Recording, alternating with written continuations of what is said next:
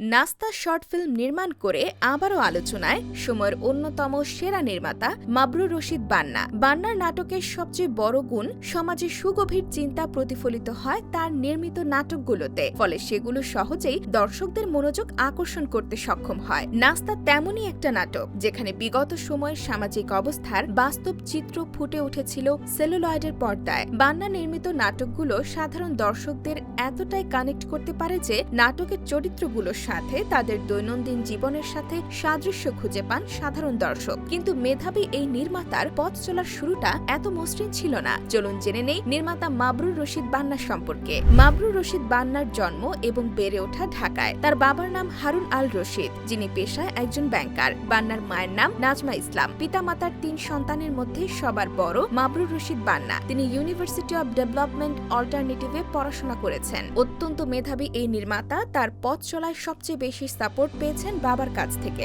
আর বান্নার নাটকের বড় একজন ভক্ত কিন্তু তার বাবাই। তিনি বান্নার প্রতিটি কাজ দেখেন। শুধু তাই নয়, ছেলের নির্মিত নাটকের সবচেয়ে বড় সমালোচকও তিনি। আর এটাই হয়তো একজন সন্তানের তার বাবার কাছ থেকে সবচেয়ে বড় পাওয়া। তবে বান্নার হয়তো আজ এতদূর আশা হতো না যদি না তার মামার কাছ থেকে ক্যামেরা উপহার পেতেন। বান্না তখন ৭ম শ্রেণীতে পড়েন। তার মামা তাকে ছবি তোলার জন্য একটা ক্যামেরা উপহার দেন। এরপর তিনি সেটা দিয়ে ছবি ওঠানো শুরু করেন। বলতে গেলে পরিবার বা মানুষের বাইরে প্রজাপতি, পাখি, প্রকৃতির ছবি বেশি ওঠানো শুরু করেন এবং একসময় এই কাজে বেশ পারদর্শী হয়ে ওঠেন। আর এটাই তার জীবনের সবচেয়ে বড় টার্নিং পয়েন্ট। চমৎকার সব ছবি তোলার সুবাদে তিনি একসময় ইত্তেফাক পত্রিকায় চাকরি পান। আর এরপর থেকেই ফ্রেমের সাথে ভালো লাগা প্রেমের শুরু। ২০০৮ সালে ইফতেখার আহমেদ ফাহমির সাথে সহকারী পরিচালক হিসেবে কাজ শুরু করেন বান্না। ফাহমির সাথে তিনি হাউসফুল, 50-50 সহ বেশ কিছু নাটকে সহকারী পরিচালক হিসেবে কাজ করেছেন। পুরো দস্তুর পরিচালক হিসেবে তিনি প্রথম নাটক পরিচালনা করেন ২০১১ সালের ডিসেম্বরে। আর তার নাটকের প্রথম প্রযোজক ছিলেন তার বাবা। নাটকের নাম ছিল ফ্ল্যাশব্যাক।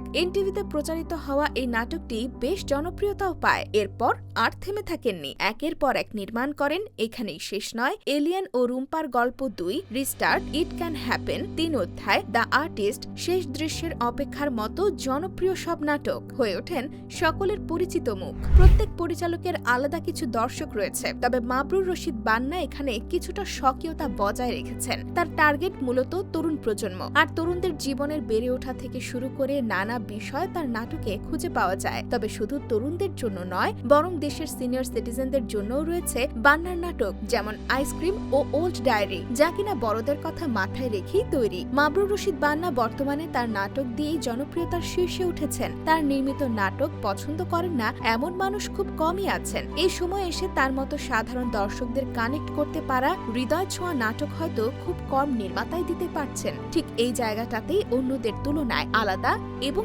এগিয়ে রয়েছেন বান্না। আগামীতে চলচ্চিত্রেও আসবেন মাবরুর রশিদ বান্না। আপাতত তিনি নাটক বানিয়ে হাত পাকিয়ে নিচ্ছেন। সবকিছু ঠিকঠাক থাকলে সময় সুযোগ পেলে অতি শীঘ্রই হয়তো বড় পর্দার কাজও শুরু করবেন। আর দর্শকরাও তো সেটাই চান। মামার দেয়া ক্যামেরা থেকে মাবরুর রশিদ বান্না আজ একজন সফল নির্মাতা। প্রতিনিয়ত নতুন কিছু উপহার দিচ্ছেন। বাংলাদেশের সকল শ্রেণীর দর্শকদের জন্য তিনি আরো ভালো ভালো কাজ উপহার দেবেন, এমনটাই প্রত্যাশা সকলের।